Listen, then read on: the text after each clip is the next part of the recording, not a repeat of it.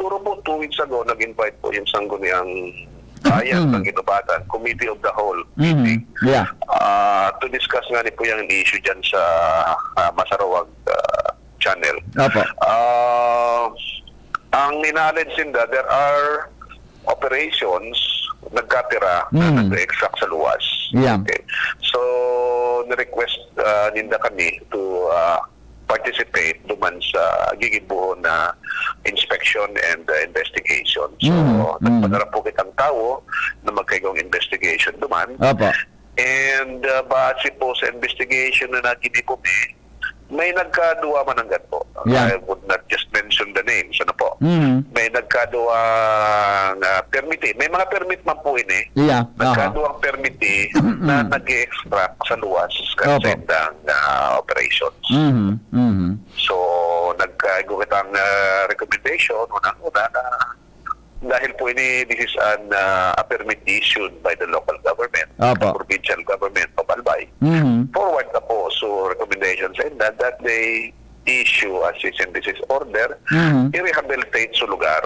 Kalot po Yeah, ang correct. hindi sa diki so saro man nasa luwas man, outside ka permit, kinalot. So hararong, although ang rarom siguro mga 2 metros, pero biglang nagrarom baga and there also fear na mga tao dyan.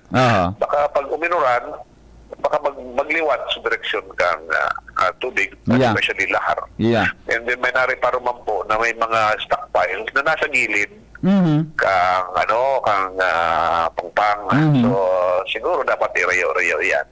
Yan sa mga kaipuan may i-discuss with the FGU. And of course may violation din po yan sa ECC.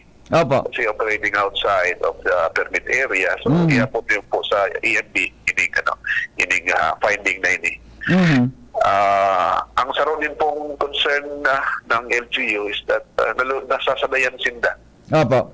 Sa nare-receive nindang taxes pa from the extraction. And sabi ninda, sa ining ninda, mas nakulpa dapat na-receive ni. Yeah. Sabi ni, kay po hantang i-monitor man agad na maray.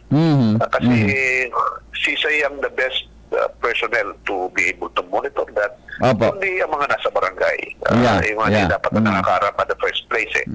So kung namomonitor kitama ang barangay, ang extraction na yan, of course with cooperation din po with the help of the PLGU kasi dahil manaram kang barangay kung tama man sa resibo. So may cooperation ng PLGU, I think may tatama kay Maray. Hindi man na reklamo nila about bako lang sa illegal extraction, hindi man sa proper taxes